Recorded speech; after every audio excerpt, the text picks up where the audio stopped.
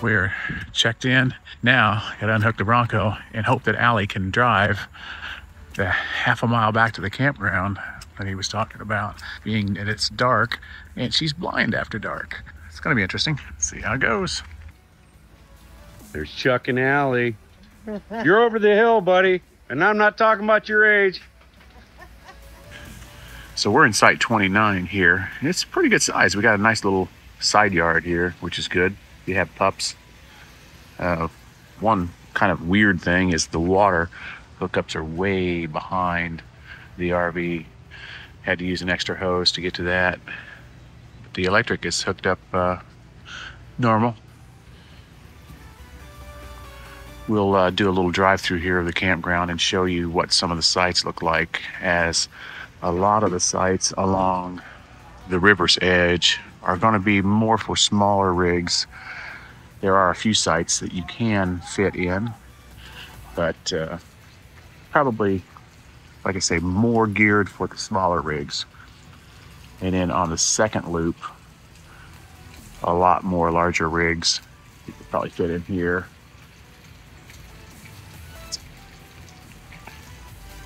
And the loop we're on, I would say the middle loop is mostly fit larger rigs.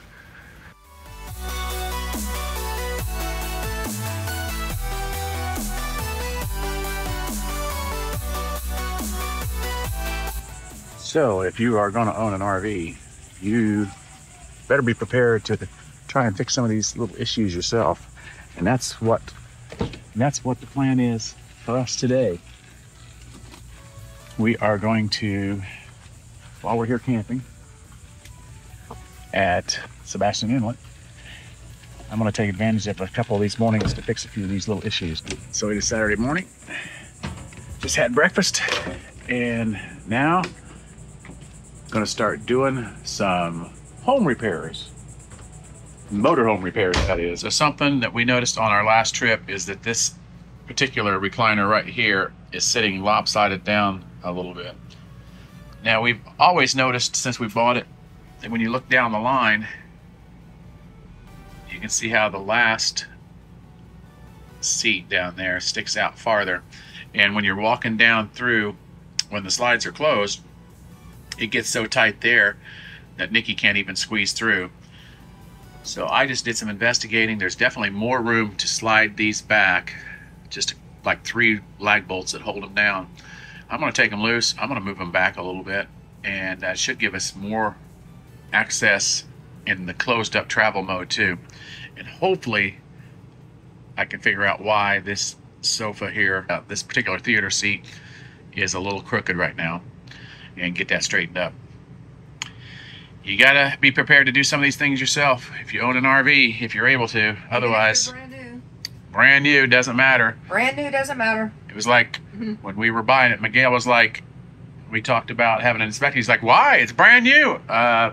Brand new don't matter. It's like, dude, you work for an RV dealership. You should know these things. Know that you know, even though they're new, these people slap these suckers together in 2 seconds, and there's always going to be flaws here and there. Issues. Just mainly, you don't want major flaws that can cause accidents. But. Right.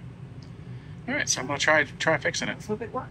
We are almost done with fixing the theater seating, and Chuck is down there putting in the, what do they call it, Chuck? Lag bolts. Lag bolts, yeah. So we've moved it back probably about 1 inch or so. Oh, at least maybe 2 inches. So hopefully we'll have more room to scoot by when the slide outs are in. We always had trouble at this. So starting here, had no trouble walking down the aisle, even to this theater seat, not a problem. But when we got to this one, it was like really tight. Really tight. Even Nikki would try to walk back through the aisle and she would get through, but then she couldn't come back through the other way. For some reason, she would get stuck back in the middle in front of the kitchen area. So this should help. That way she can freely roam back and forth as we're going down the road. Yeah, let me show you something here too. You can see how these mount to the floor. Well, I'll show you a picture right now of how they were mounted before. You tell me, is that good quality? Is that a quality job of mounting these to the floor? I don't think so. Does it take a little bit more time to, you know, put a socket wrench on it like I'm doing here instead of trying to run a drill hotty-wampus in there? Yeah, but I mean, that's what you're getting paid to do, right? I mean, come on, man. So you can see how much further I was able to move those back. And I raised it up to level it. The seats were a little unlevel. That's a good 2.5 inches probably. I could see where they had it under the daggone linoleum, ripped the linoleum. So I was able to just cut that piece out, lift it up over the linoleum. And it's under the sofa, so I don't care. Well, it was some hard work there. We've got it fixed now. Both chairs, both theater seating chairs are dead nuts balanced. Yeah. And when I would sit here like this, I felt like I was leaning this way. My whole hips were off. It was not so bad sitting up straight, but then when you would lean this back, it felt like I was slinking into a hole like this. Yeah. And I would have to turn my whole body kind of this way to kind of balance out the fact, well, now it's still maybe a hair off, but it's tolerable. These things just, these ribs are slapped together so quickly that it's hard to get a perfect balanced RV. Well, at least now we definitely know we have this one back in there farther. All this was hanging out really pretty much back beyond the, what do you call it, the arms there. Now I think there's room for more movement on this one and this one to go back. Yeah. But I am tired. We fought with this for, I don't know, over an hour.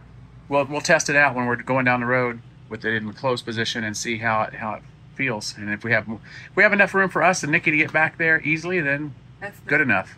Last weekend when we were camping with Jeff and Marcy, the couple that we just met recently, they had this really cool crossbar handle on their door.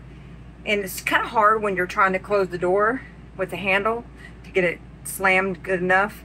This bar was amazing, so we decided to pick one up at Amazon. We're going to leave an Amazon link below if you want to pick one up for yourself. Well, we arrived at Sebastian Inlet State Park last night about 8:30, and we got all set up, and we got a chance to finally meet up with some friends that we were co-camping with, Greg and Lisa. And we've known them for about 2 years through the YouTube, and we are finally camping together. It ain't like we live all that far apart either. Right? Couple hours. So we are taking a little trip today to find something to eat for lunch and just check out the area here. This is our first time camping here, and for them as well. So we just got finished eating at Mulligan's Beach House here in Sebastian, and the food was superb. Amazing. Awesome. We all had shrimp. Bang bang. Of some shrimp. sort. Yep. We had either Tacos? Shrimp, tacos, quesadilla, Or bowl. or a bowl. Firecracker roll. Yep. Yeah. But it was perfect flavors all around. A lot of food. Service was great.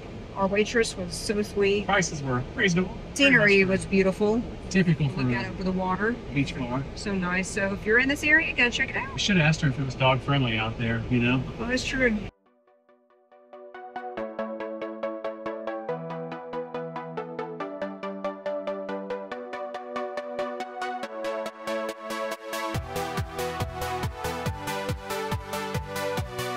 So we're checking out the other side of Sebastian Inlet State Park here, and there is like 2 entrances to the camp, or to the park. And when you're staying at the campground here, you're allowed to come into the other side of the park, which is on the other side of the inlet. There's a beach over here, and I don't think it's something we're gonna go and sit out on, but it is nice. And supposedly you can see a lot of marine wildlife up in this inlet, like sea turtles and dolphins. So we're gonna try to get the paddle boards out while we're here on this trip, and we hope to see a sea turtle. I mean, we've seen dolphins. I always love seeing dolphins. So we just noticed here in the state park campground, there is a restaurant called Surfside. We're enjoying just driving around, exploring new areas. We always do.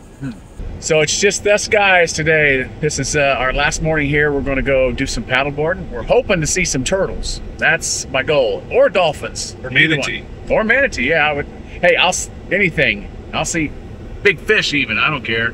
But yeah, we hope to see some marine wildlife while we're out paddleboarding this morning. So as we were going in the gate here at the other side, because there's two entrances to Sebastian Inlet State Park. There's the side that we're on, which involves the campground. Now we're on the other side of the bridge, and this is kind of where I don't know what you call this side, but it's kind of the calmer side, and there's a beach here. Right, it's protected from the jetty and the currents. Yeah. But it's on the north side of the bridge. Right. So when we were coming in the gate, he saw our paddleboards, and he said, if you're looking to put in, he said he would recommend going down to the Sebastian Inlet Marina entrance, which me and Allie saw yesterday. It's just up the road. Yeah.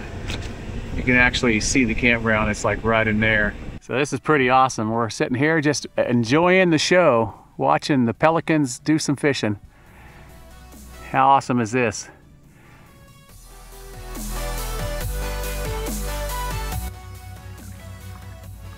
We got dolphins right out in front of us. Trying to catch up to them, but it's not easy. They're fishing right now. You can see the fin. There he is.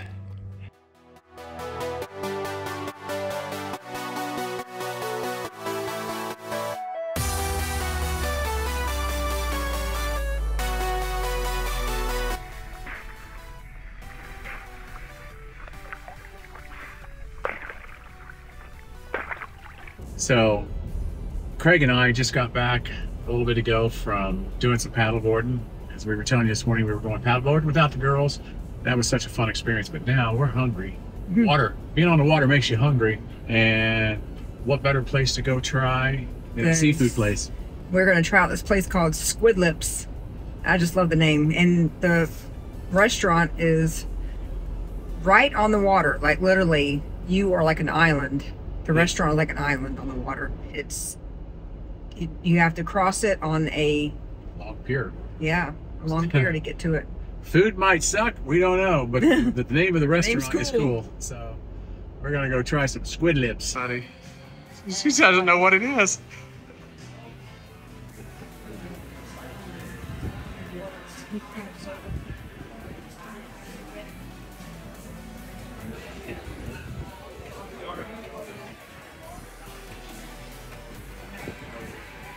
Fish sandwich, the crunchy fish sandwich. Man, it looks good. Corn chips. Corn chips, really? So you can feed the fish right here. They have a little fish thing.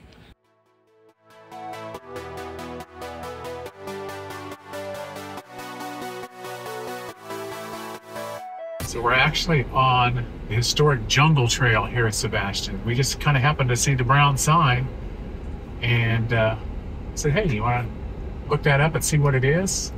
So this was a trail originally designed for the citrus growers, right, you said? To haul their load in and out. So we're going to check it out. We're doing a little off-roading.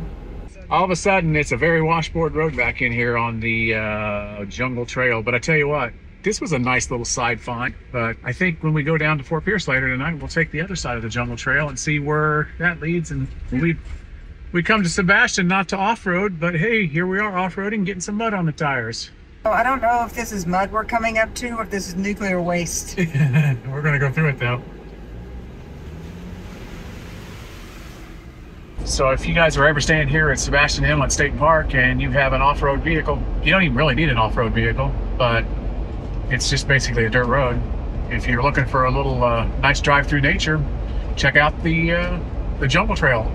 Pretty cool. We sure have been enjoying Sebastian Inlet State Park, but I gotta tell you, these no-see-ums are out almost all day long, and they're hungry for my skin and Chuck's skin, and it's pretty rough. I don't know if it's like this all year round or if it's just because it's summer or what, but it's not just, usually, you know, we go to a place near the beach and they'll be out around dusk, but these suckers are out all day long.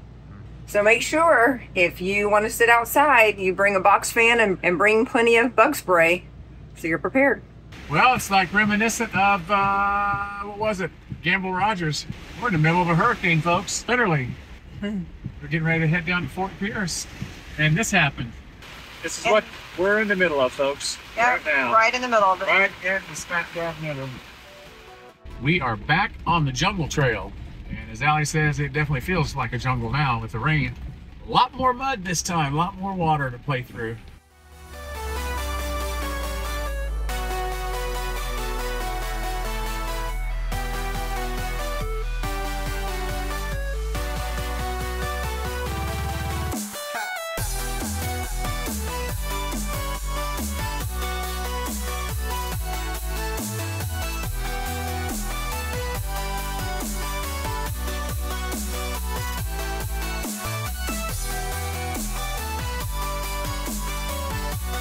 That is a beer. This is a beer. It's called Basic Beach. It's an O. It looks like water. It smells like the beach.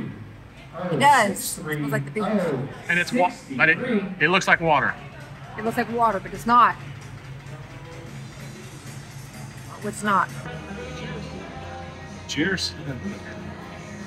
So we are at the Walking Tree Brewery, and if you are ever in the area here at Vero Beach, you've got to check out this brewery. And say hi to Charlie behind the bar, because Charlie is an awesome dude. Yep. He really Super took care of us tonight. Yeah. He's also, Walking Tree Brewery is also neighbors to Greg, so Hi, Joe and Wendy. co-owners of this place. And I got a cool shirt. 50% off. This is a locally owned microbrewery. We got a lot of flavors, award-winning beers. I like the Pool Day. It's Pool one of Day. my favorites. I've had the Pool Day before. Joe and Wendy would bring it to their lake house. They're my neighbors in Frostburg, Florida. Make sure if you are here, tell them that Allichuck Adventures sent you. And Love Shack Barbecue. Whoa, what are we getting ready to head into? This is a little scary. I don't know if I want to keep going west. Wow, we had a bad storm last night. Yeah, we're getting that bad storm on this coast tonight. That's some wind in that. Wow. It's the bad thing about having a big windshield. You can see everything here. Yep. Like what's right above you dang near. You can see the good and the bad. Exactly. Well, we are in another storm. And it's very scary. Wow. Rain's coming down sideways. This is bad.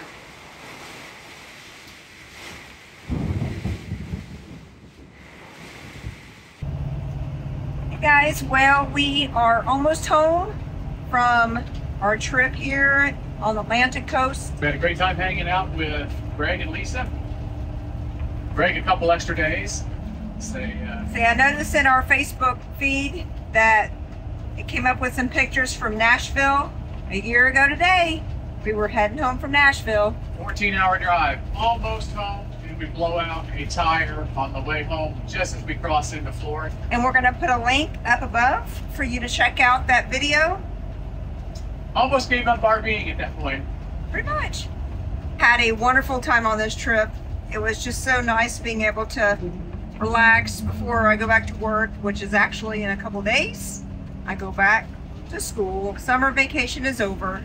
So we definitely pushed the envelope of how far we can go on a tank of gas before we get gas.